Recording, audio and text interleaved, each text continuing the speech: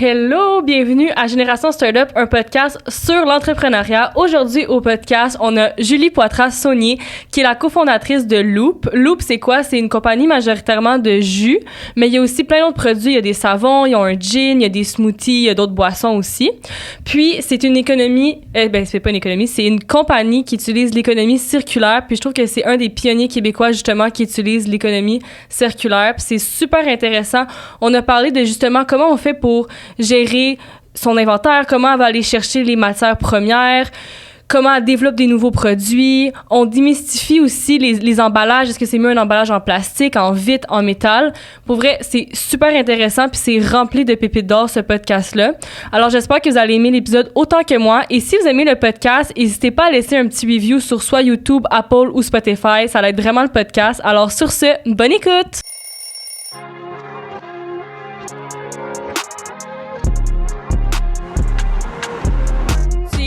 Génération Startup. Bon, bonjour, bienvenue au podcast. Allô, merci de me recevoir. Alors, pour commencer, est-ce que tu pourrais nous dire c'est qui Julie et c'est quoi Loop? Oui, Julie, en fait, c'est qui Julie? Une passionnée de l'environnement, de nourriture, une vraie foodie. Vraiment, tout ce qui touche l'impact environnemental de nos choix alimentaires, c'est ce qui me passionne dans la vie, les animaux. Et je suis un peu geek. J'ai une maîtrise en sciences de l'environnement, développement durable. J'aime tout ce qui est comme science, tout ce qui me demande de me creuser les méninges. Tu sais, moi, me perdre dans un tableau Excel, ça, c'est mon plus grand bonheur. Et oui, sinon, Loop Mission, entreprise en économie circulaire qui vise à réduire le gaspillage alimentaire. Donc, c'est un projet que j'ai cofondé avec mon conjoint, David Côté, il y a maintenant 7 ans, et Frédéric Monette, qui est le vice-président des opérations chez Courchaine-Larose, qui est le plus grand distributeur de fruits et légumes au Canada. Donc, c'est un projet de transformer tous les fruits et légumes déclassés ou d'autres types d'aliments déclassés par l'industrie alimentaire, puis en faire des produits premium, accessibles, nutritifs, santé. Parfait. Puis je me demandais comment ça a commencé, Loop? C'est vraiment parti d'un appel qu'on a reçu de Frédéric Monette, qui, lui, était justement chez Courchaine-Larose. C'est une entreprise familiale.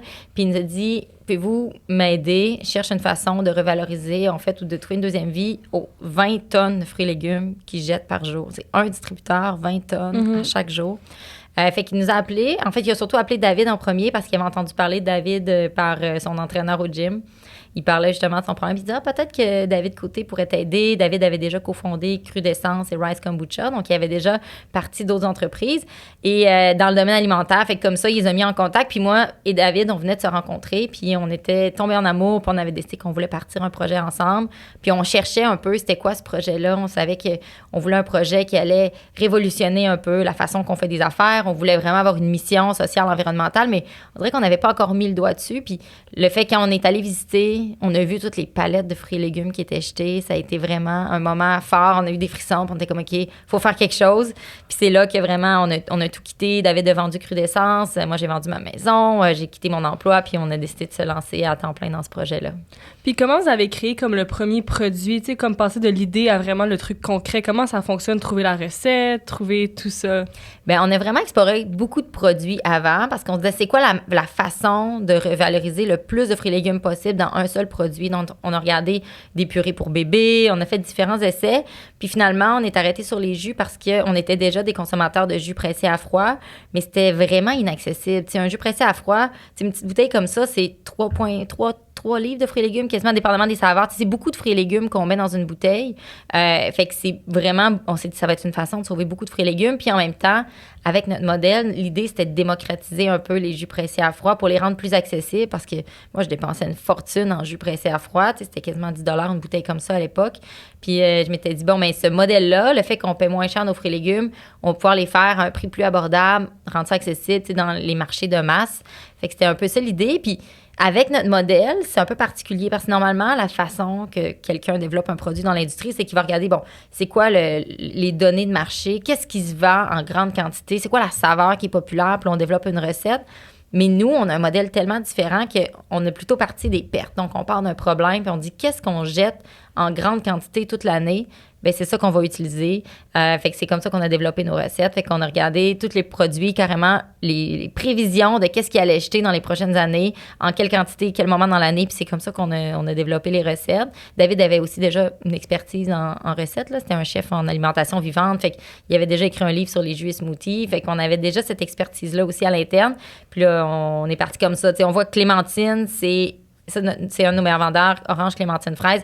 On met beaucoup de clémentine dans nos produits parce que c'est pas mal l'ingrédient numéro 1 qui se jette ici, en saisonnalité. Là, quand c'est la saison des clémentines, ils jettent beaucoup de clémentine. Fait que c'est comme ça qu'on a parti nos recettes. Vraiment avec qu'est-ce qu'ils jetaient. Fait qu'on s'est retrouvé avec du poivron jaune dans un jus, même si c'est un peu spécial quand on y pense comme ça.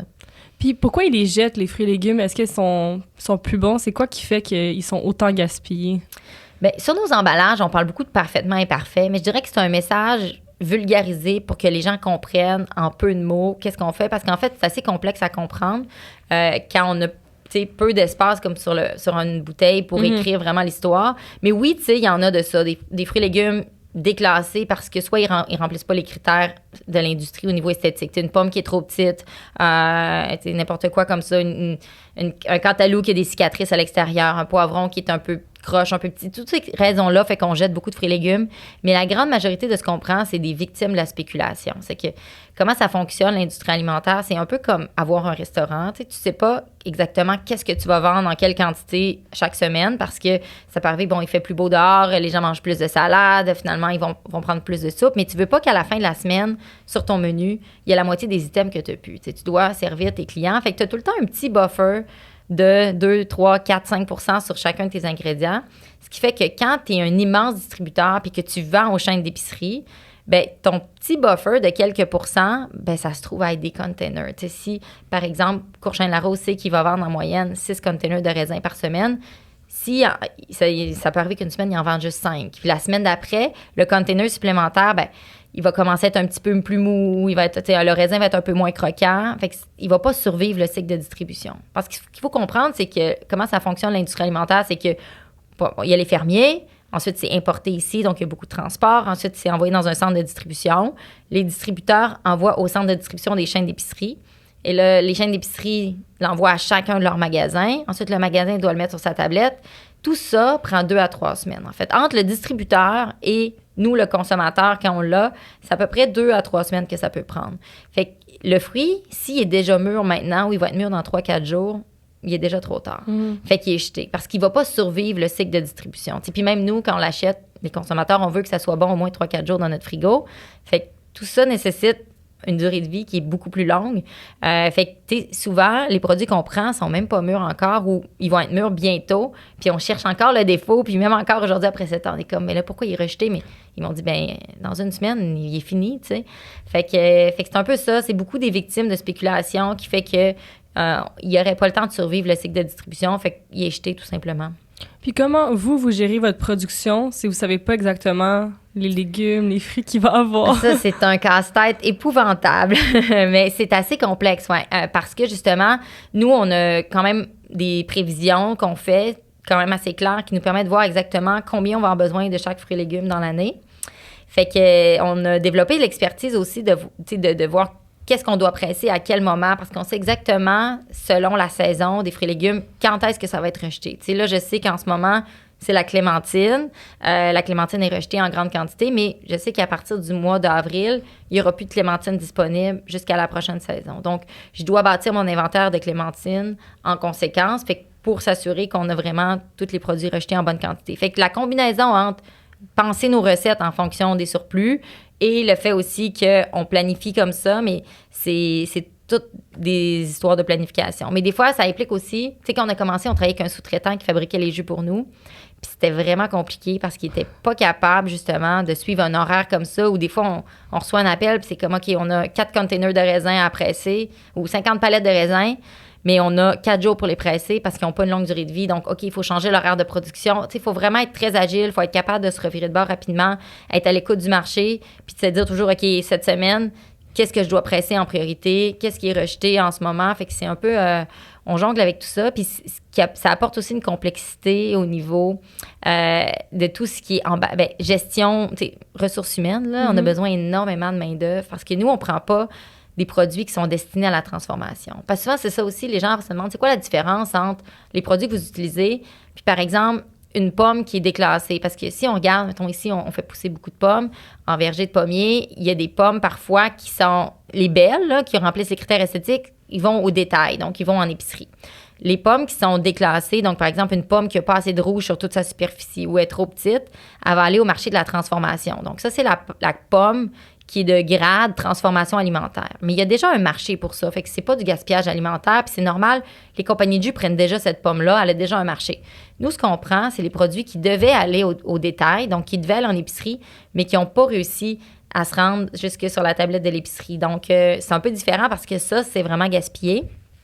Et c'est aussi emballé. Et c'est là le gros défi de nos opérations, c'est que, par exemple, nous, on ne prend pas des bleuets qui arrivent en vrac dans un gros baril qu'on fait juste prendre puis mettre dans la presse. On a toutes des petites barquettes de bleuets en plastique. Fait que c'est plein de petits... Fait qu'on a beaucoup de monde qui ouvre les emballages. Donc, on a des lignes complètes de gens qui ouvrent, par exemple, les petits casseaux de bleuets, les mettent dans un gros contenant, qui trient. Tu sais, les carottes, nous, on doit ouvrir des sacs de carottes. On a des fois des concombres anglais emballés avec le petit plastique. Il faut enlever le plastique. C'est très intense au niveau de la main-d'œuvre que ça demande. Mais ça fait aussi en sorte que, ben, on peut recycler tous ces emballages-là, ce qui est vraiment intéressant parce que, oui, on sauve les fruits et légumes, mais en plus, ces emballages-là aussi, ce serait retrouvé au site d'enfouissement. Parce que souvent, les gens sont comme, pourquoi c'est pas composté, tous ces fruits et légumes-là qui sont rejetés? Pourquoi c'est envoyé à l'enfouissement? Bien, une des principales raisons, c'est ça. C'est que les grands distributeurs ne pourraient pas nécessairement commencer à ouvrir tous les petits casseaux de bleuets un par un pour mettre au compost les bleuets, recycler la barquette de plastique, puis le carton qui va dans l'emballage. Donc, tout ça ensemble fait en sorte que c'est envoyé au site d'enfouissement, mais nous, en plus, on les trie. Fait que c'est tout un casse-tête. Donc, la personne qui gère les opérations chez nous s'arrache toujours les cheveux sur la tête.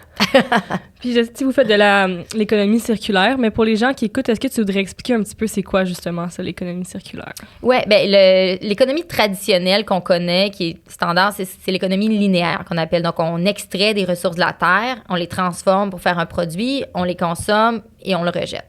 Ça, c'est l'économie qu'on connaît linéaire. L'économie circulaire, c'est vraiment de créer de la valeur économique, mais sans retirer plus de ressources de la terre, en connectant beaucoup les entreprises les unes avec les autres. En fait, moi, je compare souvent ça à faire des entreprises un peu comme on pense les écosystèmes. T'sais, dans un écosystème, ça n'existe pas le concept du déchet. Le déchet, ça n'existe pas. Tout est une matière. Tout ce qui est rejeté par un organisme est l'intrant ou la nourriture d'un autre organisme. Tout est interrelié, tout est interconnecté. Puis la magie de ça, puis pourquoi ça fonctionne, c'est que justement, c'est le fait qu'ils travaillent tous en symbiose. L'économie circulaire, c'est de penser les entreprises un peu comme ça. Donc, au lieu de travailler chacun en silo dans nos affaires, on connecte les entreprises ensemble pour que les rejets des uns deviennent matière première pour les autres. Donc, c'est vraiment ça le modèle. Donc, c'est une boucle. Donc, c'est pour ça qu'on dit circulaire. Donc, c'est qu'au lieu de retirer des ressources de la terre, on les revalorise en travaillant avec des produits qui existent déjà, mais qui étaient rejetés. Donc, nous, on prend les surplus des grands distributeurs, donc Courchaine-Larose à la base, mais maintenant aussi plein d'autres distributeurs, de producteurs. Il y a des fermiers, il y a des détaillants qui nous appellent. On a eu un appel d'un grand détaillant la semaine passée où il y avait un truckload complet, un gros camion complet de bananes qui allait être jeté. Fait qu'on a pris toutes les bananes au complet, on les a pelées, on les a triées. Fait que, on a des appels sporadiques aussi comme ça de gens qui nous appellent pour des produits rejetés. Fait que on prend leur surplus, on les transforme en jus, en bière, en gin, en plein de produits qu'on fait. Et nous, notre propre rejet devient aussi la matière première pour une autre entreprise. Donc, des gâteries pour chiens avec notre pulpe résiduelle. On a des biscuits qu'on fait aussi avec la pulpe de notre production de jus, avec les grains résiduels de la fabrication de nos bières. Donc, le but, c'est ça, c'est que on doit se dire que le concept du déchet n'existe pas. Et comment on fait pour que tout soit réutilisé? Parce que ça devrait être ça, en fait. Il n'y a pas lieu d'avoir des déchets. Puis les gens se demandaient, est-ce que vous payez pour les fruits ou les gens vous les donnent? On paye, oui. OK. On paye, puis c'est important pour nous, même on insiste pour payer parce que pour nous, économie circulaire, il y a le mot économie. Si on veut que le modèle fonctionne puis que les entreprises aient envie d'implanter ça, on peut pas dépendre de donations, puis cette semaine, on n'en a pas parce que finalement, ils ont réussi à trouver quelque chose d'autre ou peu importe, ou parce que on peut pas, ça serait trop risqué, puis on veut que les entreprises qui nous fournissent ces matières-là, qui comprennent que c'est pas un déchet, qu'il y a de la valeur là-dedans, Puis on veut vraiment implanter ce modèle-là pour qu'eux, ils transforment une perte en profit. Fait qu'eux, ils devaient payer pour les envoyer au site d'enfouissement, mais là, maintenant, ils reçoivent de l'argent pour les donner à nous, les vendre à nous à la place de les jeter. Fait que c'est vraiment comme ça. Ils pensent à nous tout de suite. Ils ont un enjeu. Là, c'est pas pour rien qu'on reçoit autant d'appels. Ces gens-là, maintenant, ils pensent à nous. Tu sais, si on était dans une donation, il y en a sûrement quelques-uns qui penseraient à nous, mais pas tous. Mais là, ils nous appellent, ils sont comme, OK, y a-t-il moyen de faire quelque chose avec mes bananes? OK, oui, on va les prendre. On les paye moins cher, ça, c'est sûr, parce que, justement, c'est déclassé. Puis, on doit payer moins cher aussi pour compenser toute la main-d'œuvre additionnelle qu'on a à ouvrir, justement, à désemballer. Ça, on perd un peu notre efficacité à ce niveau-là, tu sais, pour on voudrait offrir un prix encore plus bas, mais c'est là où ça fait mal. C'est toute la main-d'œuvre qui est requise pour que le modèle fonctionne. Puis, une fois que vous avez eu comme votre idée, votre produit, comment vous avez fait pour rentrer dans les épiceries? Ça a été vraiment, tu sais, une porte à la fois. On est allé cogner, puis on est allé les voir. C'est sûr que quand on est arrivé dans le milieu, tout le monde était comme, mais non, faites pas des jus, il y en a tellement, les épiceries en veulent plus, il n'y a plus de place sur les tablettes. Mais en même temps, les épiceries voient aussi le gaspillage alimentaire à leur échelle, à tous les jours, dans leurs magasins. Fait que quand on est arrivé avec ce modèle-là, ils étaient beaucoup plus enclins à nous écouter. Eux aussi ont envie de faire partie de la solution, ils ont envie de trouver, ils ont envie de trouver une solution aussi, puis ils savent qu'en mettant notre produit sur la tablette, ben, ils contribuent à réduire le gaspillage alimentaire parce que plus on en vend, ben, plus on détourne des aliments du site d'enfouissement. Fait que c'est ça la magie du modèle, c'est que d'habitude, quand tu es une entreprise normale, plus tu grandis, plus tu as un impact environnemental, ben là, c'est compensé par le fait que ben, plus on grandit, plus on sauve des aliments. Fait que les épiceries ont été vraiment, vraiment très réceptives au message. Fait que ça a été beaucoup de travail de présentation, d'aller leur montrer. Puis finalement, ben, on a réussi à faire nos preuves. Fait que ça, de chaîne en aiguille, ça s'est enfilé, puis ça a bien fonctionné. Puis comme tu dis, c'est quand même un marché vraiment compétitif. Qu'est-ce que tu penses qui vous démarque le plus? Est-ce que c'est justement le fait de prendre des fruits et légumes qui vont être jetés ou... Oui, c'est sûr que ça c'est vraiment l'élément principal qui nous différencie. C'est notre modèle d'affaires. C'est le fait que, tu sais, toute l'entreprise est basée sur cette mission-là. On a parti l'entreprise pour résoudre ce problème-là de gaspillage alimentaire. T'sais, on n'est pas arrivé, on a un produit qu'on veut lancer, on a une idée d'un produit. C'était vraiment comment on règle le problème. Puis encore aujourd'hui, à chaque fois qu'on lance une nouvelle ligne, c'est toujours parce que quelqu'un nous a appelé puis nous a dit « Ah, je jette telle chose. » Le gin, ça a été vraiment un coup de téléphone de René Maud Jalbert des Chips Yum Yum qui nous a dit « Ah, mais moi, je jette beaucoup de patates crues. Est-ce que vous avez quelque chose avec des patates? » On s'est dit « Ah, ben pourquoi pas? » On a commencé à explorer. On a vu qu'on pouvait distiller les patates, en faire du gin. Donc, c'est vraiment tout. Ça part toujours de qu'est-ce qui est jeté. Fait que c'est sûr que ça, c'est notre élément différenciateur numéro 1. Puis je pense aussi le fait que au niveau consommateur, il n'y a pas de compromis à faire, parce que souvent, dans le passé, on a beaucoup appris qu'un produit plus environnemental, on avait un peu un compromis à faire en tant que consommateur, soit à se dire, ben il va peut-être, oui, c'est la meilleure option écologique, mais bon, il va être moins performant ou il va, tu sais, souvent, tu sais, mettons, les produits ménagers, bon, ils fonctionnaient moins bien ou bien il était un petit peu plus cher ou il y avait un look un peu plus grano qu'on voulait pas nécessairement. Là, on s'est dit, on va arriver avec un produit que même d'un point de vue personnel, en tant que, tu sais, oui, je vais sortir mes dollars pour m'acheter ça, ben c'est le bon choix aussi parce que même si je remplis une mission qui est plus grande, ben il y a aussi, il goûte bon, il est accessible, tu sais, dans notre catégorie, on est les plus abordables de tous les jus pressés à froid sur le marché. On l'a voulu le faire aussi, tu sais, pas un look grano ou écolo, tu sais, on l'a fait vraiment, tu sais, avec un emballage qui était coloré, qui était beau. Fait que c'est un peu tout ça ensemble qui fait qu'on se différencie. C'est que le produit est bon, le consommateur n'a pas de compromis à faire, puis en même temps, ben on a une mission plus grande que de vendre un produit. Puis votre compagnie, c'est beaucoup comme d'éducation, comme aux consommateurs de dire votre mission. C'est comment que ça fonctionne, votre marketing? Est-ce que c'est plus numérique? C'est quoi que vous vous concentrez dans votre marketing? C'est beaucoup sur l'emballage lui-même. Donc, on travaille beaucoup à justement... je pense qu'on refait notre étiquette à tous les 6 mois pour ajouter des choses, enlever des choses. On communique beaucoup comme ça. Puis sinon, ça se passe beaucoup à digital. Tout est en ligne. On travaille avec tu sais, beaucoup, soit des partenariats avec des gens qui ont envie de pousser le produit. Donc, tout se fait en ligne beaucoup. On ne fait pas de marketing traditionnel. On n'achète pas de publicité. On ne met pas notre logo pour être dans des événements commanditaires. On ne fait pas ça. C'est du marketing quand même très organique parce que, justement, vu qu'il y a une mission, les gens ont plus envie de le partager. Puis, on travaille aussi avec, des gens qui vont parler en ligne de nos produits, mais qui vont pas nécessairement... C'est pas nécessairement des gens qu'on va rémunérer, mais le fait que on a une mission, ça va leur donner le goût de parler du produit. Fait que notre vision un peu, c'est de faire des bonnes actions, d'être une bonne compagnie. Pour nous, c'est source de marketing. T'sais. Fait qu'on aime mieux mettre notre argent dans une bonne cause puis que ça fasse parler que de mettre l'argent dans une publicité. Fait que c'est vraiment comme ça qu'on fait notre marketing. Je comprends.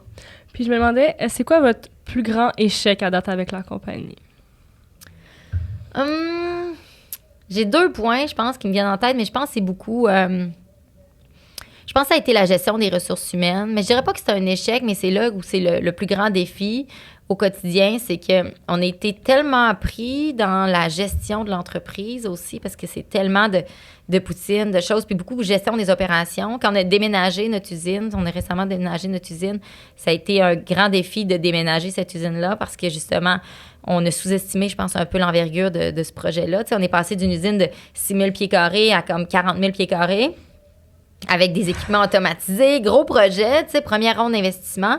Et tout ça venait avec aussi beaucoup plus d'employés, tu sais. On est passé de comme 30 employés à 75 employés dans un an. Puis, tu sais, je pense qu'on a été un peu trop déconnectés des humains qui étaient derrière, qui nous aidaient à faire tout ça. Fait que je trouve que c'est la culture de l'entreprise qui en a pris un gros coup, tu sais, parce que nous, on était habitués qu'on était une toute petite équipe, tissée serrée, qu'on se connaissait tous, qui venait chez nous faire une retraite à chaque année à notre maison, puis avec qui, tu sais, moi, je cuisinais le souper pour tout le monde. Puis, tu sais, on était tous très proches. Puis, tu sais, pendant 4 ans, je pense, c'était chez David et moi, l'entreprise. T'sais, les gens venaient travailler sur notre table de salle à manger. On était 6 sur notre table de salle à manger. Puis, ça a tout le temps été tellement... On est proche des gens. Puis là, du jour au lendemain, on a eu plein de problèmes, premièrement, parce qu'on déménageait dans notre usine. Et en même temps, ben, on vivait tous ces défis-là d'avoir plein de nouvelles personnes dans l'entreprise. Et on changeait de territoire. Fait que c'était pratiquement toutes des nouvelles personnes. Puis on n'était pas présent vraiment pour eux. Fait que je pense que ça a été difficile au niveau culture d'entreprise. Puis là, ben, on commence enfin à se rendre compte de ça, puis voir, tu sais, qu'est-ce qu'on fait pour revenir, être présent, avoir le temps, tu sais, de dire bonjour aux gens, les regarder dans les yeux, pas être juste comme, OK, non, faut que je me connecte. Puis ça, c'est ce qui nous a manqué beaucoup, je dirais, dans les derniers 2 ans, que pour moi, c'est un peu un échec personnel, parce que, tu sais, j'ai envie que Loop, ça soit comme... J'ai envie que les gens aient envie d'aller travailler là, j'ai envie que les gens restent, mais tu sais, on a eu quand même un taux de roulement important, puis là, enfin, tu sais, ça s'est stabilisé, puis on a une équipe super solide, puis ça fait une grosse différence, le fait qu'on est là, tu sais, malgré le fait que, bon, je viens d'avoir un bébé, je suis à moitié présente, mais tu sais, j'essaie d'être toujours connectée, puis de voir les gens, puis malgré tout ça, ouais, c'est les ressources humaines, gros défi. Puis au contraire, ça serait quoi la plus belle réussite? Je pense que c'est vraiment d'être reconnu maintenant comme le leader en économie circulaire. Tu sais, que les gens, maintenant, tu sais, quand ils ont des produits rejetés, ils pensent à nous. C'est fou. À toutes les semaines, on reçoit des appels de gens de l'industrie alimentaire qui jettent quelque chose. Après, toutes ces années-là, on est encore la première entreprise à qui ils pensent quand ils ont des surplus. Puis ça, je trouve ça tellement merveilleux, tellement précieux parce que c'est exactement ce qu'on voulait faire. On n'a pas à courir après des surplus. Les gens viennent à nous. Fait qu'on a développé cette crédibilité-là. Puis les gens viennent à nous pour qu'on les aide aussi à mettre en place des modèles similaires. T'sais, on se fait approcher par des grands joueurs. T'sais, David est allé visiter l'usine de Del Monte aux États-Unis parce qu'ils nous approchaient pour qu'on les aide, nous, à réduire leurs pertes. C'est comme, wow, Del Monte qui nous contacte. Pour moi, ça, c'est la plus grande réussite, c'est d'avoir cette crédibilité-là, même à l'international, qu'on se fait contacter partout pour ça. Puis c'est vraiment mon élément fort parce que c'est ce qu'on voulait, que les gens pense gaspillage alimentaire, qui est comment je peux faire ça avec Loop. Puis c'est aussi comme de cette façon-là qu'on a mis en place une nouvelle branche qui s'appelle Loop Synergie, qui est une branche ingrédients. C'est-à-dire qu'il y a tellement de gens qui nous ont contactés pour dire, nous aussi, on veut faire la même chose, mais comment on s'y prend? Puis c'est tellement compliqué. Tu sais, je parlais tantôt comment c'était compliqué au niveau logistique, opération. Bien, on s'est dit, on va leur simplifier la vie parce que nous, on a développé cette expertise-là, puis on veut que le modèle se réplique. Fait que maintenant, ce qu'on fait, c'est qu'on transforme des fruits et légumes rejetés en ingrédients stables, facilement utilisables pour n'importe quel manufacturier alimentaire. Fait que, par exemple, on va prendre des fraises rejetées, on peut les transformer en purée de fraises. Fait qu'une compagnie de yogourt, au lieu d'acheter sa purée de fraises traditionnelle, peut acheter notre purée de fraises rejetée. Fait qu'elle n'a pas à gérer toute la complexité opérationnelle qui vient avec. Fait que ça, c'est la branche Loop Synergie. Puis c'est vraiment ce qu'on veut développer beaucoup cette année aussi, c'est d'aider, de pousser d'autres entreprises dans le mouvement avec nous. Puis justement, je me demandais, le nom Loop, ça vient de où?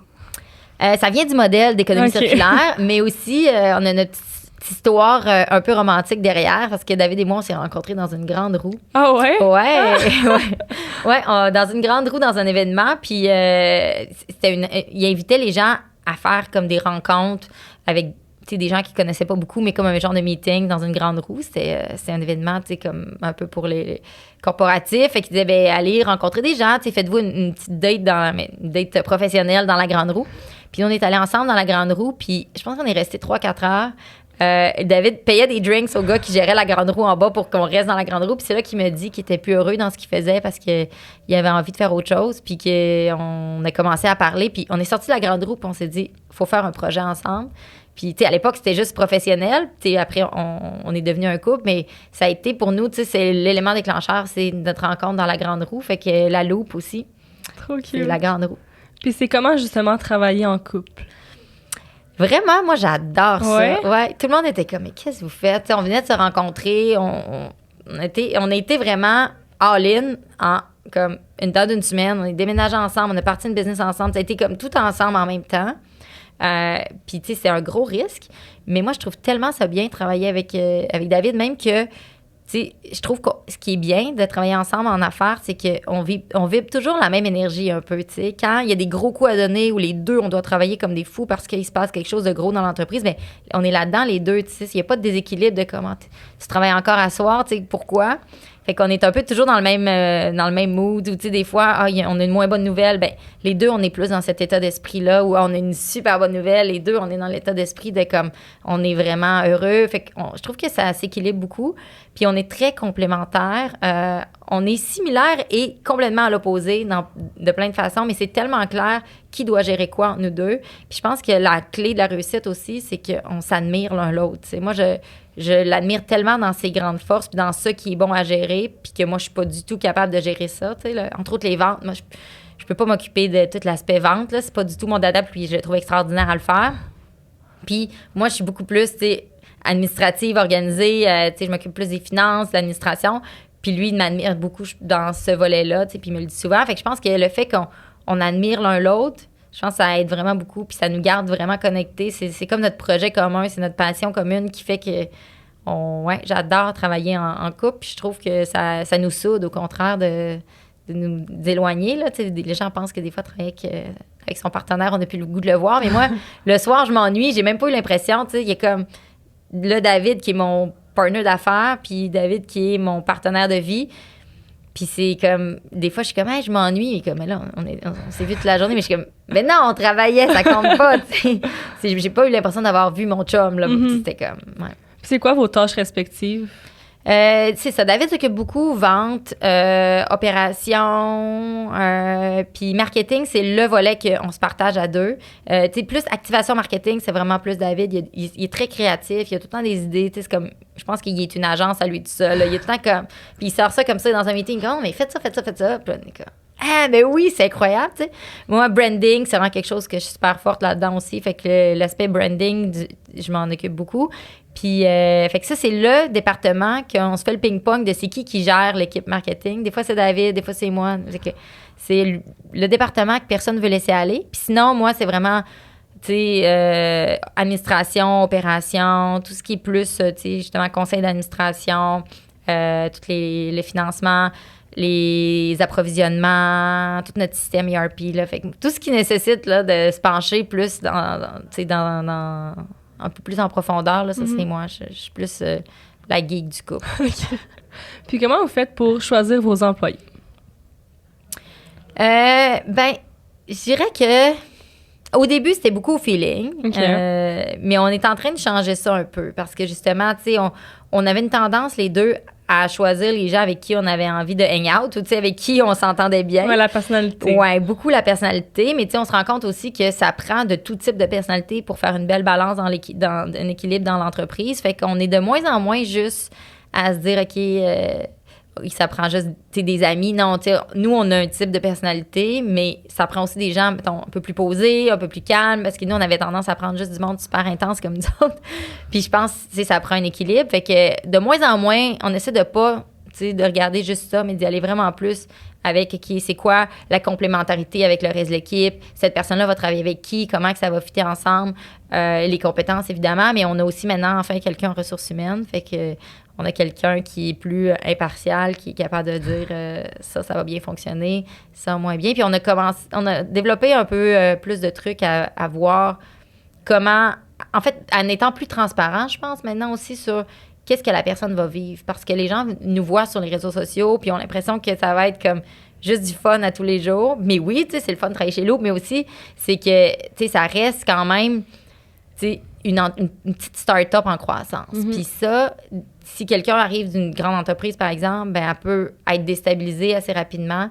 Fait que, parce que ça reste que, peu importe on est où, ça bouge tout le temps parce qu'on est en croissance, on développe, OK, là, on s'en va aux États-Unis, on développe des nouveaux marchés, on développe des nouveaux produits, mais ça bouge tellement vite, puis on est tellement, quand même, une petite entreprise que il faut être prêt à se revirer de bord sur un dizaine, puis être comme, OK, ben, OK, on pensait qu'on s'en allait là, mais là, tel client nous a appelé, puis il veut ça. Non, on doit y aller, on doit saisir l'opportunité. Fait qu'on oublie tout ce qu'on a dit la semaine passée. Finalement, c'est là qu'on s'en va. Fait qu'il faut qu'il y ait des gens qui sont agiles, puis qui aiment le chaos, puis qui naviguent bien là-dedans. Fait que avant, on n'en parlait pas nécessairement de ça, mais maintenant, quand je passe une entrevue, je dis aux gens, tu sais, est-ce que c'est le chaos? Ouais, c'est le chaos, puis c'est sûr que tu vas trouver que c'est le chaos chez nous. Puis même quand tu vas penser que tu vas être organisé puis qu'on va avoir assez de monde dans l'équipe, ben on va déjà être rendu ailleurs. Fait qu'il va encore manquer de monde, puis il va encore manquer d'organisation parce qu'on va regrossir, puis il va falloir encore se réorganiser, tu sais. Fait que maintenant, je mets des warnings. Puis fait que c'est comme ça qu'on choisit nos gens, puis ça va vraiment mieux. Depuis qu'on est super transparent, là, parce que c'est pas la personne qui doit juste se vendre. Nous, on doit vraiment expliquer c'est quoi, parce que sinon, ça fonctionnera pas, là. Puis tu trouves ça comment être boss? Ça a été difficile au début, vraiment. J'ai eu longtemps le syndrome de l'imposteur quand même, parce que, tu sais, j'avais l'impression, quand j'ai parti en entreprise, tu sais, j'étais comme, est-ce que les gens vont... Tu sais, je vais être crédible, tu sais, je suis jeune, je suis une femme. Fait que je me sentais très mal de donner. Puis, tu sais, des fois, veux pas, tu as besoin d'engager des gens que, ben c'est une personne, ça fait 25 ans qui travaille, qui est sur le marché de l'emploi, qui a de l'expérience dans des grosses boîtes, puis c'est toi son boss, tu sais. Fait que c'était quelque chose qui était quand même confrontant au début.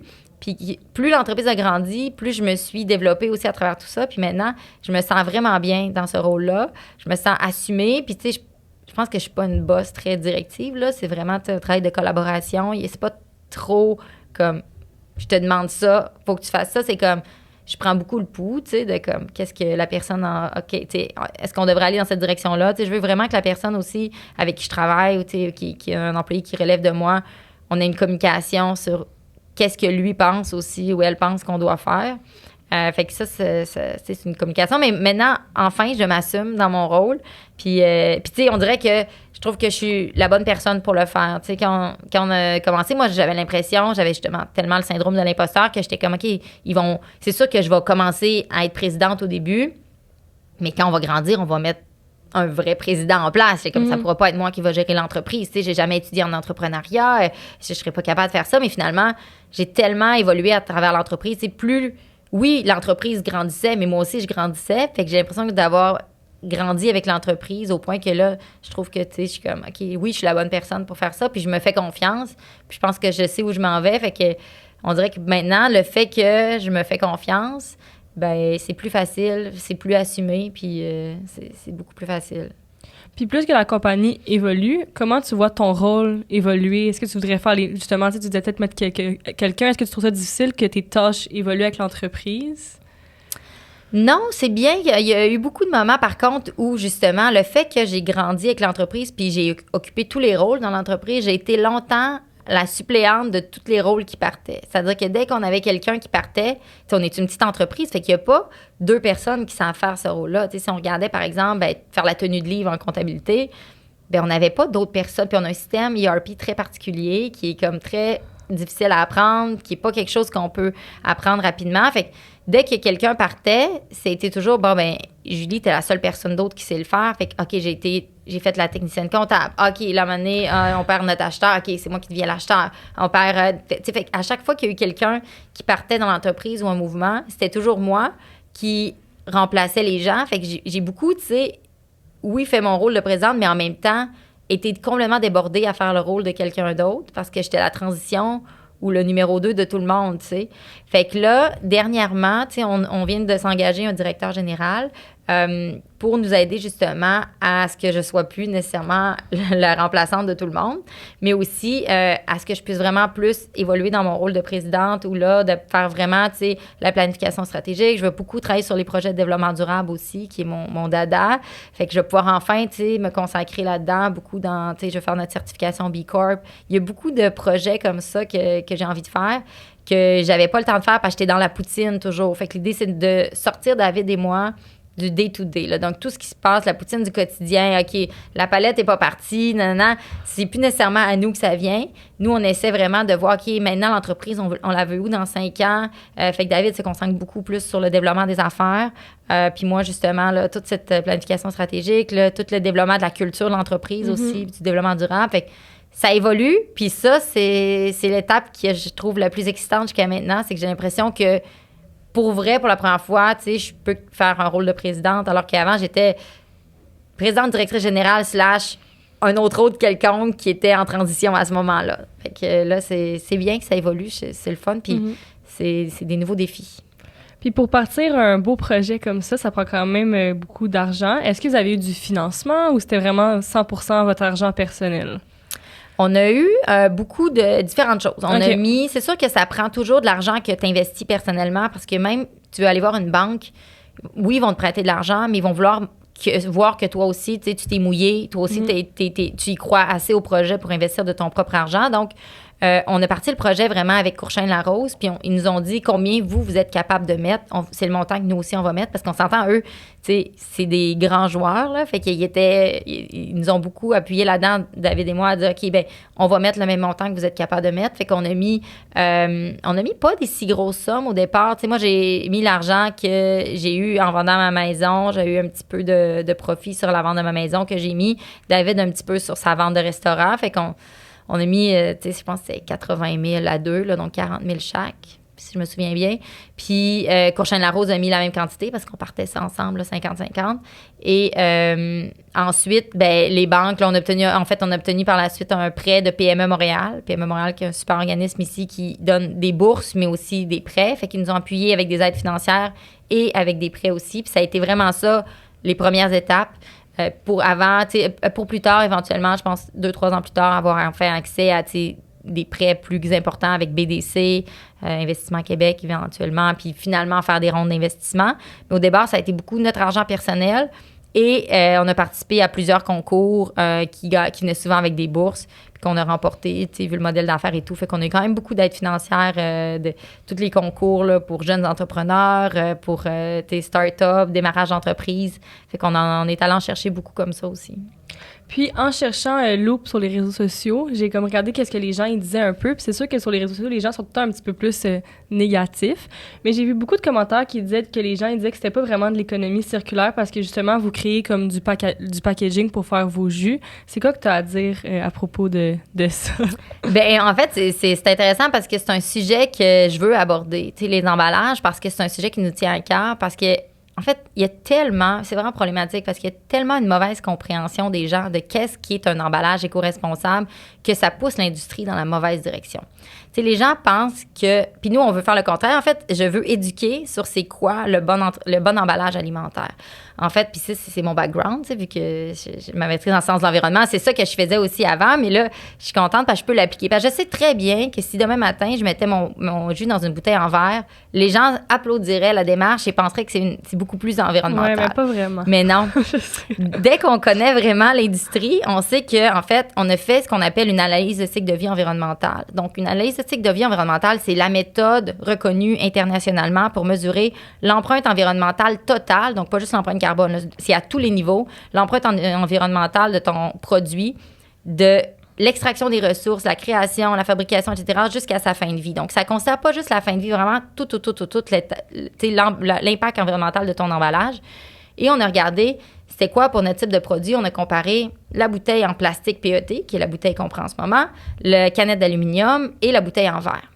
Et haut la main, la bouteille en plastique PET est le meilleur choix. 100% des analyses de cycle de vie environnementale qui ont été faites, même la première analyse de cycle de vie qui a été faite à l'époque, je pense que c'est en 67 par Coke, montrait que le plastique PET, c'est le meilleur emballage qu'il n'y a pas. Parce que les gens pensent au plastique dans les océans, mais aussi pensent plastique comme étant un. Mais en fait, il y a plusieurs types de plastique et tous les plastiques ne sont pas égaux. Puis ça, c'est très important à comprendre parce que ils ont tous un chiffre là, en plein milieu du symbole là, de recyclage. Puis le chiffre au milieu représente le type de plastique qui est la matière vraiment, là, donc quelle résine on a utilisé pour faire l'emballage. Nous, c'est du plastique numéro 1. Le plastique numéro 1, c'est le PET. Puis le grand nerf de la guerre, c'est quoi la valeur de ton plastique sur le marché du recyclage? Parce que les plastiques qui ont peu de valeur économique, ils sont pas rachetés. Puis c'est souvent eux qu'on envoie par container en Asie. C'est du plastique qui a pas de valeur. Donc, même s'il est recyclable, les gens le prennent pas pour le retransformer. Fait que souvent, c'est ce plastique-là qui va être retrouvé en Asie. Puis d'ailleurs, 90% du plastique qu'on retrouve dans les océans proviennent de 2 rivières en Asie puis en Afrique. Fait que c'est vraiment comme, nous, on envoie notre plastique là-bas puis c'est du plastique qui n'a pas de valeur. Mais en fait, le plastique PET, c'est le plastique qui a la plus haute valeur sur le marché, qui est partout. Le recyclage est disponible partout à travers le Canada. Donc, c'est recyclable et recyclé en grande quantité et localement. Même qu'il manque de plastique PET recyclé sur le marché. Nous, on incorpore de la résine recyclée dans notre bouteille, puis il n'y en a pas assez sur le marché parce qu'il y a tellement en demande pour justement refabriquer du plastique, il y a tellement de haute valeur qu'il en manque. Fait que compte tenu qu'elle a autant de valeur sur le marché, si tu mets ta bouteille en plastique PET dans le bac de recyclage, elle va être recyclée, puis être recyclée localement. Puis elle va être, le monde se l'arrache. C'est une matière qui a beaucoup de valeur, puis qui peut être recyclée encore et encore plusieurs fois. Fait que c'est... puis en plus, c'est léger. Ça peut être fabriqué ici localement. Notre fournisseur est fabriqué ici au Canada. Fait que c'est vraiment... Tout peut être fait ici. Versus le verre, c'est extrêmement énergivore, produire du verre. C'est fabriqué pour la plupart en Asie. Et c'est très peu recyclé, en fait. C'est récupéré, donc on va prendre tout le verre concassé au centre de tri, puis on va faire des montagnes avec. Mais compte tenu que toutes les couleurs vont être mélangées ensemble, le brun, le vert, le transparent, ça ne sera pas ça sera pas recyclé. Donc, ça va être récupéré, mais pas vraiment recyclé. Au mieux, on l'utilise dans du béton, on essaie de le passer dans des chambres à air, dans plein de choses, mais qu'on ne lui redonne pas vraiment sa valeur. Fait qu'on va devoir réutiliser du verre pour refaire une nouvelle bouteille. Puis en fait, il faut réutiliser le verre en moyenne 14 fois pour avoir l'impact environnemental équivalent d'une bouteille en plastique PET. Fait qu'il faut que 14 fois, l'entreprise ait réutilisé sa bouteille de verre pour avoir l'empreinte environnementale. Puis le meilleur système qui a été mis en place pour réutiliser les bouteilles de verre, c'est les bouteilles de bière. Surtout parce que c'est standard dans l'industrie. Que ce soit une Bud, une Molson, ou whatever, c'est la même bouteille. Ça, d'ailleurs, c'est génial parce qu'on devrait vraiment standardiser les bouteilles à travers l'industrie. Ça aiderait beaucoup le recyclage. Et ces bouteilles-là sont recyclées. On était allé visiter justement les grandes usines qui recyclent ces bouteilles-là puis qui réutilisent. C'est réutilisé en moyenne 11 fois. Parce que souvent, ils viennent, ça va sur des lignes, etc. Ils commencent à être un petit peu chippés, un peu cassés, un peu abîmés. Fait qu'après 11 fois, en moyenne, ils ne peuvent plus réutiliser les bouteilles de verre. Donc, même ce concept-là qui est le meilleur, le mieux implanté ici, c'est encore un impact environnemental plus élevé que la bouteille en plastique PET. Fait que c'est important de comprendre un peu tout ça pour comprendre, dans le fond, c'est quoi le meilleur choix. Puis avec toutes ces informations-là, vraiment le produit qui a le moins d'impact environnemental, c'est le plastique. Fait que c'est pour ça qu'on l'a choisi. Mais on sait que ça va à contre-courant de tout ce que les gens pensent. Puis c'est difficile à communiquer. C'est encore une question que je me pose aujourd'hui. Je suis comme, comment je communique ça aux gens? Comment je développe des outils pour informer les consommateurs sur, justement, l'impact environnemental des différents types d'emballages. Là, je suis maintenant sur le conseil d'administration de Recycle Québec.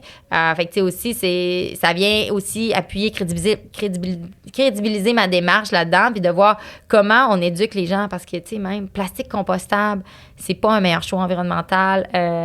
Souvent, les gens pensent, on pourrait prendre un plastique compostable.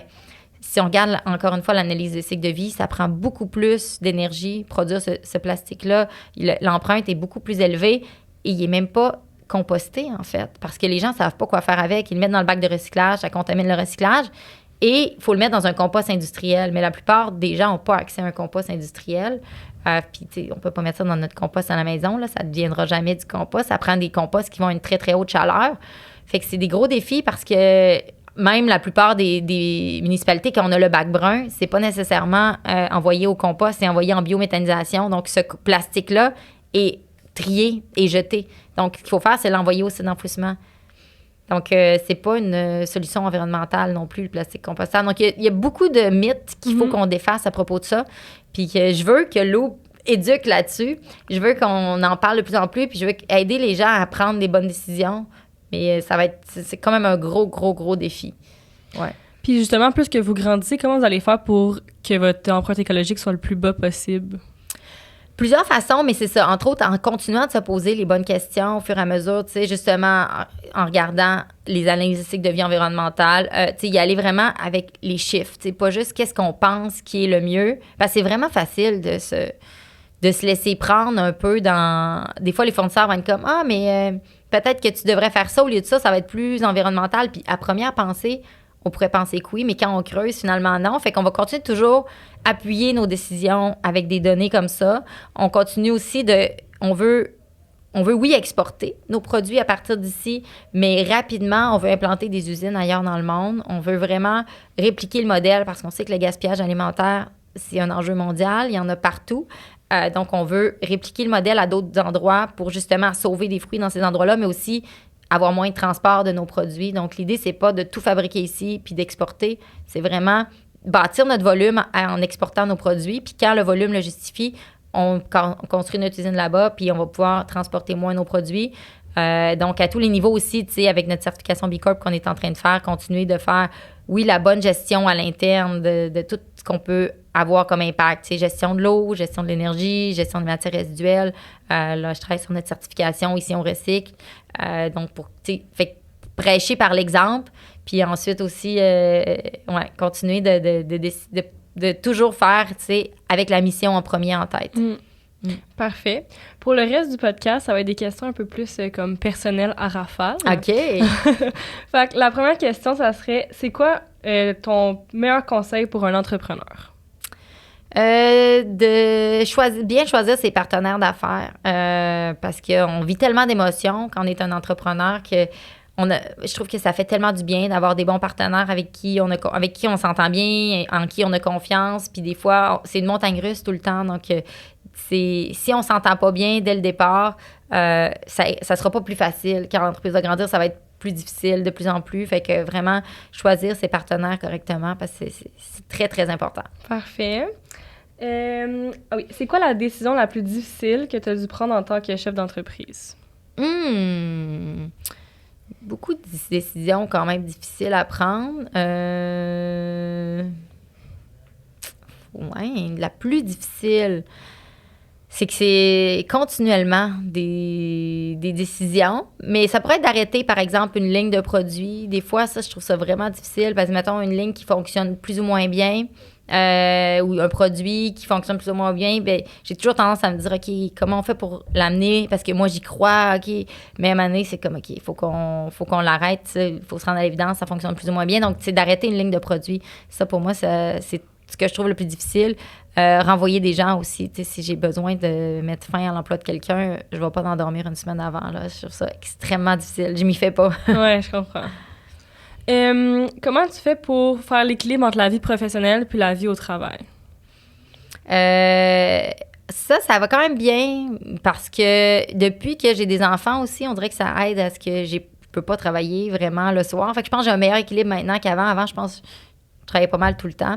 Maintenant que j'ai une famille, tu sais, je veux être présente pour eux. Fait que c'est sûr que quand je finis de travailler le soir, tu sais, mes enfants sont là, ils ont besoin de moi, ben je peux pas travailler à ce moment-là. Fait que ça me donne naturellement un meilleur équilibre, tu sais. Fait qu'on va jouer dehors. Puis, tu sais, être dans la nature, ça m'aide vraiment beaucoup aussi. Tu sais, on habite dans le bois. Le cellulaire rentre même pas chez nous. Il faut se mettre debout sur la table de salle à manger pour avoir accès au réseau. Fait que je pense que ça m'aide beaucoup à garder... Moi, être proche de la nature, ça m'aide vraiment à garder un équilibre. Puis, justement, des fois, à relativiser les choses qui se passent en entreprise. Des fois, je suis comme, OK, ben ça a l'air de la fin du monde dans l'entreprise, peut-être une décision extrêmement difficile et grave, mais finalement, c'est pas si pire que ça quand on regarde la grosse, l'image globale de tout ce qui se passe dans le monde. Des fois, on dirait que ça m'aide à m'équilibrer. Fait que c'est comme ça que je m'équilibre, moi. C'est en allant faire un petit bain d'eau froide dans mon lac en plein milieu de l'hiver, là, ça me remet les idées en place. Parfait. Les gens voulaient savoir, est-ce que ton école t'a aidé dans ton travail? Vraiment. Ouais. Ouais. Puis moi, j'ai fait, tu sais, mon bac en communication, puis une maîtrise en environnement. Fait que c'est vraiment 2 sujets complètement différents. Puis j'avais l'impression vraiment qu'en faisant ma maîtrise en sciences d'environnement, c'était un peu comme de tirer l'éponge sur ma carrière en communication, puis de me dire, OK, ça, c'est... j'ai fait ça pour rien, tu sais, maintenant, je m'en vais plus dans le domaine, tu sais, finalement, de la science puis de l'environnement. Mais au contraire, je trouve que les deux, combinés ensemble, m'ont vraiment aidé parce que quand je suis sortie, justement, de l'école, les gens aimaient beaucoup le fait que, tu sais, OK, oui, il y a beaucoup d'enjeux sociaux, environnementaux, qu'on parle, mais c'est difficile de le communiquer. Tu sais, souvent, les gens qui arrivaient de ce domaine d'études-là étaient très bons scientifiquement à élaborer les problèmes, à les mettre de l'avant, mais c'était difficile de le vulgariser, c'est difficile de le communiquer aux consommateurs pour justement, parce que si on veut faire une différence dans le monde, il faut que tout le monde un peu change ses habitudes. Fait que comment on communique ça? Fait que le fait que j'avais eu mon background en communication, ça l'a amené vraiment une expertise que les gens recherchaient, qui était peu commune dans le milieu. Fait que je pense que vraiment mon parcours de l'école m'a vraiment servi. Puis ouais, puis honnêtement, j'adore étudier, là. Je suis comme, j'aimerais ça demain matin retourner encore. Ah ouais, moi, j'adore vraiment l'école, puis ça m'a beaucoup, beaucoup, beaucoup développé comme personne. Surtout les études supérieures, j'ai trouvé que c'est moins, tu sais, de la théorie, c'est plus de la réflexion, puis faire son propre opinion sur les choses en mettant en place, tu sais, en lisant des articles, puis en faisant des travaux. Fait que j'ai trouvé que ça m'a fait beaucoup grandir, ouais. Puis, est-ce que tu trouves ça difficile d'être une femme en affaires? Oui et non.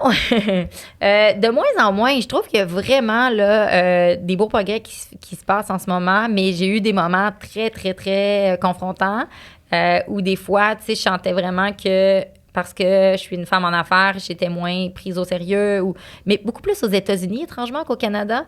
Des meetings où c'est tous des hommes autour de la table, puis que, tu sais, moi, je suis là avec, par exemple, David, puis qui, lui, est... tu sais, David, c'est quand même, bon, c'est un homme, il est partenaire avec moi dans le projet, mais c'est moi qui est la présidente. Puis là, les hommes vont pas me regarder de tout le meeting. Je pose des questions, puis ils répondent à David, puis ils parlent juste à David. Tu sais, ça m'est arrivé souvent. Ben pas souvent, quelques fois. Ou des fois, beaucoup les gens pensent souvent que, tu sais, c'est David, puis que même si je suis là à côté, ils vont dire, hey, c'est malade ce que tu as fait, j'adore ta marque. Tu sais, ils vont parler à lui, puis ils vont vraiment dire tu. Au lieu de dire vous, alors que je suis là à côté, tu sais, puis...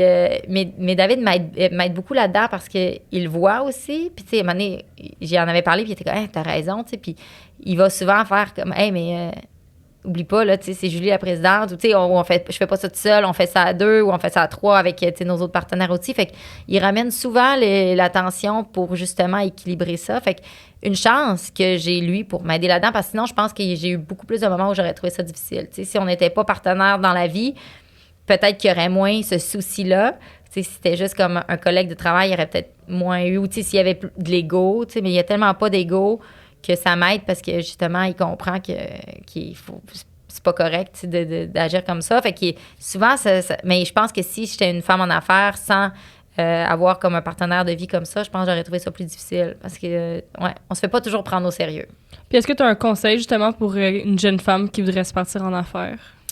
De vraiment de croire en soi, c'est important, tu sais, puis justement de pas se laisser décourager parce qu'il y en aura toujours des gens qui vont comme de moins en moins, je pense que la nouvelle génération est de moins en moins dans cette mentalité-là, tu sais, mais faut vraiment, justement, de pas se laisser décourager par ça, de reconnaître sa valeur, puis de foncer, parce qu'il faut, si on s'arrête à ça, on n'ira pas nulle part, là. Fait que si on se fait confiance, je pense que ça se transparaît, puis ça aide aussi, là. Mais tu sais, non plus, pas essayer de rentrer, tu sais, parce que moi, j'étais comme, OK, il faut que je m'habille plus vieille, je me mets des vêtements plus corpaux, tu sais, j'ai un peu embarqué là-dedans de me dire, si je veux être pris au sérieux, il faut que j'aie l'air sérieuse, il faut que... Puis là, à un moment donné, j'étais pas bien parce que j'étais pas moi, tu sais, puis j'essayais d'être quelqu'un d'autre. De rester soi-même, tu sais, c'est super important parce qu'à partir du moment où, peu importe ce que tu penses de moi, c'est ça que je fais, c'est ça l'entreprise, ça s'en va là, mais là, je m'habille comme je veux, puis comme... vous penserez ce que vous voulez, comme ça, c'est moi, tu sais, puis c'est tellement important d'être soi aussi parce que si on veut que les gens travaillent avec nous, bien... c'est ça que je vais être dans le travail. Fait que, je ne vais pas être un personnage que j'ai inventé. Fait que être soi-même, c'est vraiment le succès. Là. Puis, est-ce qu'il y a des entrepreneurs qui t'inspirent? Il y en a, oui. Oui, il y a Dominique Gagnon de Connect & Go qui m'inspire beaucoup. Je l'ai vu en conférence récemment. Puis, bon, David, il est comme là, tu m'en parles à tous les jours. Non, mais c'est parce que il m'a vraiment beaucoup inspiré parce que je trouve qu'il ose penser, tu sais, think big, puis il ose vraiment aller plus loin, puis repenser les choses, puis ça, il m'inspire beaucoup parce que des fois, tu sais, j'ai tendance à me vouloir, tu sais, comme des fois, on a des idées folles, puis là, notre équipe est comme, ben non, on peut pas parce qu'il faut faire ça, puis voici les règles, puis lui, il est un petit peu plus comme, mais non, on fonce, puis let's go, on fait ça. Fait que j'ai récemment demandé de siéger sur notre conseil d'administration, justement, parce que j'étais très inspirée par ce qu'il faisait. Puis par le fait, justement, que pour lui, on dirait qu'il n'y a rien d'impossible, puis il est prêt à tout repenser, puis il m'inspire beaucoup au niveau culture de l'entreprise.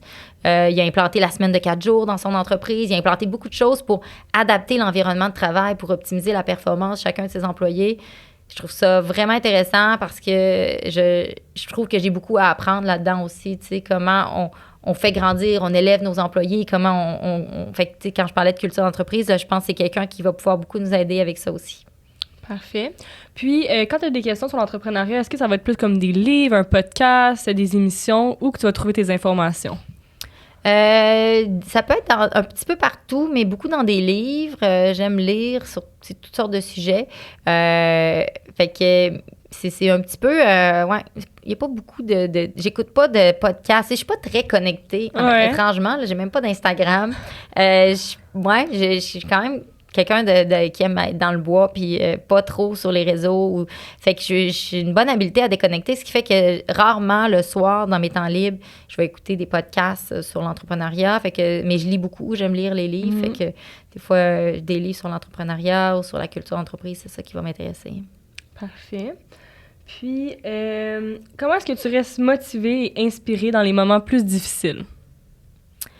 Je pense que c'est en me recentrant sur pourquoi on fait ça, tu sais, puis qu'est-ce qu'on fait. Puis je pense que justement, quand j'ai des moments où c'est difficile, j'ai souvent, à un moment donné, il y a comme, ben là, je vais donner une conférence quelque part, puis là, les gens me font réaliser finalement qu'est-ce qu'on fait ou l'impact qu'on a. Puis on dirait que des fois, tu sais, on est tellement pris dans notre poutine du quotidien qu'on le voit plus ou on voit plus, tu sais, les gens qu'on va inspirer ou qu'est-ce qu'on va faire, puis c'est de rencontrer les gens. Fait que ce soit aller dans un événement, je sais pas, un événement consommateur où on a un kiosque, on fait goûter nos produits, j'ai le contact direct avec les gens, on a le feedback, ou tu sais, justement, en fin de conférence, les gens viennent me voir, ils me parlent de leur situation ou des fois de choses qu'on leur a inspirées. Lire les commentaires sur les réseaux sociaux de gens qui ont été inspirés ou qui... Tout ça, là, moi, c'est vraiment le contact avec les gens, c'est ce qui me remotive parce que je vois aussi l'impact qu'on a. Ça me permet de voir que, tu sais, oui, on a un impact environnemental, mais aussi, il y a des gens, des fois, des entreprises qui sont comme, nous, on a parti ça parce qu'on a été inspirés par ce que vous faites. Puis ça me fait tellement du bien. Parfait. Prochaine question. Okay. Seulement si tu es à l'aise, mais c'est quoi le chiffre d'affaires de Loop de 2023? 2023, en fait, est-ce que c'est de l'information que je peux partager? Je sais même pas si j'ai le droit de partager cette information. Puis je suis convaincue que mes actionnaires vont me chicaner. En fait, non, je pense pas que je vais me mouiller. Non, pas de problème. Je sais pas si j'ai le droit. Je ça peut être large, c'est pas obligé d'être... Je voudrais pas me faire chicaner. Non? OK, la première année, alors, de Loop. La première année, on a fait 1 million. OK, la première année? Oui, 1 million de ventes la première année. Puis on a pas mal doublé à chaque année. OK, parfait. C'est quoi le produit le moins populaire de Loop et le plus populaire de Loop? Le plus populaire, c'est celui-là ici. Morning Glory. OK. Jus orange clémentine fraise. Il est vraiment... il est populaire aussi parce que, tu sais, c'est comme une alternative au jus d'orange matinal, mais en comme fois 1000, là, parce qu'il n'y a pas juste de l'orange, il y a de la clémentine puis de la fraise. Puis il est pressé à froid, fait qu'il goûte vraiment... Si tu avais pressé un jus à la maison, tu sais, ça n'a rien à voir avec un jus d'orange qu'on trouve à l'épicerie normalement. Fait que ça, c'est comme les gens qui goûtent. Le goûter, c'est l'adopter, là. Il est assez exceptionnel. Le produit le moins populaire, je pense, c'est nos savons. Pour vrai? Ouais, nos savons sont pas si populaires. C'est sûr que c'est des savons artisanaux. C'est pas tout le monde qui, déjà là, est familier avec ce concept-là. C'est un peu plus mou. C'est une barre de savon, mais il faut le sécher sur un petit porte-savon parce que sinon, si on le laisse à plat, il va ramollir. Parce que justement, c'est fait juste avec des produits naturels. C'est pas un savon commercial qui est super dur comme les grandes marques qu'on connaît. Puis aussi, c'est pas tout le monde qui a embarqué dans le concept nécessairement. C'est un savon fait d'huile de cuisson recyclée. Fait que c'est de l'huile de falafel. Mais ça sent pas le falafel, on s'entend. Mais on a poussé le concept peut-être un peu loin avec celle-là. Okay. C'est que dans le processus de saponification, tu sais, ça devient vraiment du savon. Fait que il n'y a pas d'odeur de falafel, mais c'est une huile de tournesol biologique qui servait à cuire des falafels, qui est changée à toutes les 72 heures dans le restaurant qui les fait. Fait que nous, on prenait cette huile-là pour en faire des savons. Mais c'est pas pas nos gros vendeurs. Okay. Pourtant, moi, je me lave juste avec ça depuis 5 ans, puis j'adore. C'est des super bons savons, mais c'est pas pour tout le monde. Parfait. Prochaine question. Ça serait quoi ton plus grand rêve avec Loop? C'est vraiment l'international. Ouais, le jour où on va avoir des entreprises un petit peu partout dans le monde, des usines. Puis on n'est pas obligé de nous posséder toutes les usines. Ça peut être avec des sous-traitants qui seraient flexibles puis ouverts à faire notre modèle. Mais d'avoir répliqué le modèle ailleurs dans le monde, de sauver des fruits et légumes ailleurs, ça, c'est vraiment, là, c'est un de mes plus grands rêves. Et beaucoup travailler avec, les producteurs, parce que je veux vraiment aussi aider tous les producteurs qui ont justement des pertes. Je travaille en ce moment avec un projet pour l'Égypte où il y a beaucoup, beaucoup de pertes de fruits et légumes. Où, l'année passée, David et moi, on est allé au Sri Lanka visiter un ami qui, justement, il me parlait des pertes de fruits et légumes qu'il y a là-bas. Beaucoup de fruits, en fait, beaucoup de fruits tropicaux. Puis, tu sais, c'est rejeté dans des endroits où les gens n'ont pas nécessairement des revenus très élevés, puis que, tu sais, même les producteurs de ces fruits-là, tu sais, ils arrivent difficilement des fois, mais ils ont une grosse partie de leur champ qui est rejeté, en fait. Puis c'est pas encore dans les mentalités, il n'y a rien d'implanté pour les revaloriser, mais ça, c'est vraiment quelque chose que je veux implanter. C'est un de mes projets cette année, c'est comment on peut travailler localement. J'aimerais ça même mettre des presses à certains endroits stratégiques comme ça pour presser du jus localement, pour aider justement en plus les entreprises, les producteurs à faire des revenus additionnels avec des fruits qui étaient rejetés. Fait que les aider aussi financièrement. Fait que il y a vraiment tout l'aspect social, là, que ça, c'est un de mes grands rêves, c'est de pouvoir aussi avoir un impact dans la vie des gens, des producteurs. Puis justement, je sais que le Québec, on est très soudés et tout, mais est-ce que c'est difficile de sortir du marché québécois? Quand même, au début, on a beaucoup d'aide financière aussi au Québec pour aider les entreprises transformatrices alimentaires à exporter hors Québec. Mais on a trouvé au début que c'était quand même assez difficile parce que on est même extérieur du Québec, dans le reste du Canada, on n'était pas considéré comme local. Les gens en Ontario pensaient pas ils disaient pas qu'on était une compagnie locale, même si on est une compagnie canadienne. On a eu quand même une petite barrière à l'entrée. Le fait qu'on avait une mission, ça nous a beaucoup aidé, mais sinon, il y a quand même un frein à mettre des produits qui viennent pas, qui sont pas nécessairement locaux. C'est sûr que les gens vont privilégier toujours les produits en premier qui viennent de la province. Mais sinon, ça a quand même bien été, je dirais, principalement à cause de notre mission. Puis là, on commence les États-Unis. C'est sûr que c'est quand même des défis, surtout parce que on n'a pas de pouvoir de négociation aussi. Quand on commence dans un nouveau marché, on est petit, ils nous font un peu une fleur, souvent nous mettre sur leur tablette, les magasins, parce que on n'a pas de notoriété de marque là-bas, les gens ne connaissent pas, fait que ça peut être... c'est quand même ils prennent le risque quand même parce qu'ils savent que les gens ne nous connaissent pas, donc est-ce qu'ils vont prendre nos jus? Fait qu'il faut vraiment qu'ils croient aux produits, ils croient comme au marketing aussi, qu'ils voient que la bouteille est assez attrayante pour attirer le consommateur, même s'ils ne nous connaissent pas nécessairement. Fait que c'est un grand défi.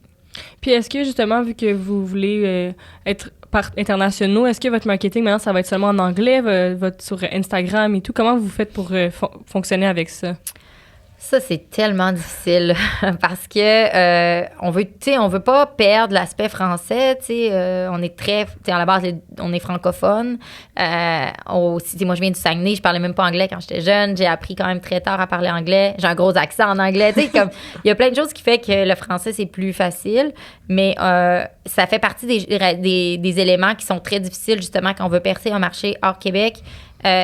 Ils vont pas accepter qu'on ait du contenu en français. Fait que ce qu'on fait, c'est qu'on continue de le faire bilingue. On met tous nos posts sont anglais et français. Okay. Mais le grand défi, puis les stories, on les fait comme dans les deux langues, mais le grand défi, c'est qu'on veut faire, par exemple, une vidéo. Des fois, on se disait, on va le faire en français, on va mettre le sous-titre en anglais, mais 95% des vidéos consommées sur les réseaux sociaux sont consommées sans le son. Fait que là, il faut absolument que le sous-titre est en anglais. Mais si le texte est en français, quand on parle, là, les gens, automatiquement, du reste du Canada ou des États-Unis, ne l'écoutent pas. Fait qu'en fait, c'est une question qu'on se pose continuellement parce que quand on publie en anglais, les gens du Québec sont pas contents. Quand on publie en français, les gens du reste du Canada sont pas contents. Fait que on sait pas comment trouver cet équilibre-là. Parce que, tu sais, si on se fait 2, par exemple, Instagram en français ou en anglais, bien, on n'a pas assez quand même en ce moment, tu sais, de gens qui nous suivent pour que ça vaille le coup.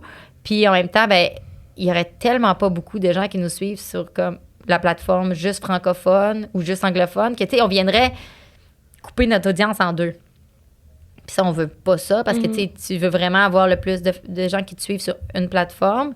Fait que c'est une question qu'on se pose encore aujourd'hui de comment, en grandissant, on va garder les 2. Parce que, tu sais, on a reçu beaucoup de critiques par rapport à ça, mais honnêtement, je sais pas c'est quoi la bonne réponse. Okay. Si les gens l'ont, écrivez-moi là parce que c'est un défi. On essaie des choses, puis on regarde c'est quoi la réponse. Mais c'est sûr que, tu sais, publicité, on peut cibler des audiences en particulier. On peut dire, OK, cette publicité-là, c'est pour l'Ontario, est en anglais seulement, c'est facile. Puis nos posts, quand on l'écrit, on peut le faire dans les 2 langues, c'est facile. Mais dès que c'est nous qui parlons, là, c'est un défi. T'sais, fait qu'on sait plus. Je comprends.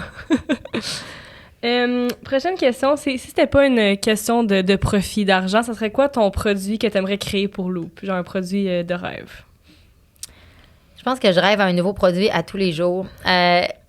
Mon équipe sont comme, non, Julie, cette année, on lance pas de nouveaux produits. Je suis comme, de sûr? Je m'essaye tout le temps. J'adore, mais moi, je suis une passionnée d'alimentation, là. Je l'avais dit, je suis une foodie. C'est comme mon activité préférée quand je vais en voyage, c'est visiter une épicerie. Puis, c'est comme, je fais la liste des épiceries que je vais aller visiter. Comme, j'adore ça. Fait que je pourrais tellement en lancer. Je dirais quelque chose qu'est-ce qui m'excite beaucoup, que j'aurais aimé lancer, que je peux pas lancer. Mais c'est que je les lance. Tous ceux que je veux faire, on le fait. Mais on a la pizza qu'on a longtemps voulu lancer. Ah ouais? Ouais, la pizza Loop, ça, c'en est une que j'en rêve encore, mais que ça s'est pas passé. On aimerait ça lancer parce qu'on a tellement de légumes. Puis on en met dans nos jus, mais tu sais, il y a beaucoup d'affaires qu'on met pas, mais on a accès à énormément de tomates rejetées. Ou je pense un genre de clamato, tu sais. Ou genre V8, là. Mais quelque chose aux tomates, probablement. On a beaucoup de tomates. Mais on dirait qu'il n'y a pas... Ça serait encore basé sur qu'est-ce qui est rejeté, en fait. C'est toujours de là que je pars. Parfait. Puis parlant de rêve, justement, ça serait quoi une épicerie ou un commerce que tu aimerais vraiment que Loop soit dedans? Ah, je pense que mon numéro 1, c'est Erewhon. Ouais, Erewhon, c'est ça que j'allais dire. Ouais, ben oui, parce que, tu sais, justement, je pense que je vais en Californie juste pour aller au Erewhon, là. Ça n'a pas de bon sens. J'adore cette épicerie. Puis il y a tellement des produits uniques, exceptionnels, que je pense que la première fois que j'ai mis le pied là, c'est comme si un jour, je vends un produit dans un Erewhon. Ma vie est faite. Ouais, c'est un de mes rêves. Fait que peut-être un jour. On espère. Ouais. Alors, la dernière question, c'est quoi une journée typique dans ta vie? En ce moment, c'est tirer du lait. Oui, mais c'est beaucoup, tu sais, le passer le moment numéro 1 en famille. Ça, c'est super important. Donc, on prend le temps de déjeuner toute la famille ensemble. Puis ensuite, je vais porter ma fille à la garderie. Puis là, mon petit garçon, il reste avec moi vu que je l'allaite encore beaucoup. Fait que j'ai quelqu'un qui m'aide à la maison pendant que je travaille en même temps. Puis sinon, j'ai beaucoup, tu sais, chaque journée est tellement différente, là. Ça va être soit, tu sais, beaucoup de meetings, beaucoup de travail. Je suis très à l'ordinateur, là. Moi, je peux out there, tu sais, en train de rencontrer des gens. Puis sinon, tu sais, j'ai toujours une semaine. J'ai jamais une semaine qui se ressemble d'une à l'autre, là. Il y a tout le temps, soit je vais donner une conférence. Je donne beaucoup de conférences un petit peu partout, justement avec la mission d'inspirer, de peut-être des fois, tu sais, semer une graine à quelque part qui fait que les gens, ça va leur donner une idée d'un projet. Je suis vraiment sur une mission, tu sais, sociale, environnementale qui me passionne tellement. Fait que beaucoup de conférences, ça ressemble à ça, mais chaque journée est différente. Mais c'est important pour moi que quand même tout le temps, peu importe ce qu'il y a entre 9 et 5, là, d'avoir mes moments familiaux le matin puis le soir, c'est comme si je suis comme impossible de me rejoindre pratiquement entre 6 puis 8 parce que c'est sûr, j'étais avec mes enfants. Puis comme le fait que, tu sais, mère entrepreneur, j'ai pas pu prendre de congé maternité vraiment. Fait que pour moi, c'est important de, comme, oui, peut-être que je prends pas de congé maternité, je travaille dans le jour, mais vraiment, je vais être 100% présente quand c'est le matin puis le soir. Bon, ben merci beaucoup d'être venu au podcast. C'était vraiment intéressant, surtout inspirant. Puis c'est où que les gens peuvent retrouver Loop sur les réseaux sociaux? C'est quoi les handles? C'est Loop Mission, tout d'un mot. Puis s'ils veulent s'en procurer, c'est disponible où? Partout? On est, disponible dans toutes les grandes chaînes d'épicerie, les épiceries d'aliments naturels indépendants. On est en ligne aussi, loopmission.com. Je pourrais sûrement même vous faire un code promo. Oh! OK, on se fait-tu un code promo? Ouais, go. OK, puis je vais dire à quelqu'un de l'activer. Faut juste pas qu'il existe déjà. OK, Ben, comment on pourrait l'appeler? Ça peut être Génération Startup, si tu veux. On va l'appeler Génération 15. OK, Génération 15 pour 15%. Ouais, Parfait. c'est ça. Génération 15. Écrivez ça. Vous allez pouvoir essayer nos produits en ligne, 15% de rabais. Parfait. Bon, ben merci beaucoup. Ça fait plaisir. Bye, à la semaine prochaine.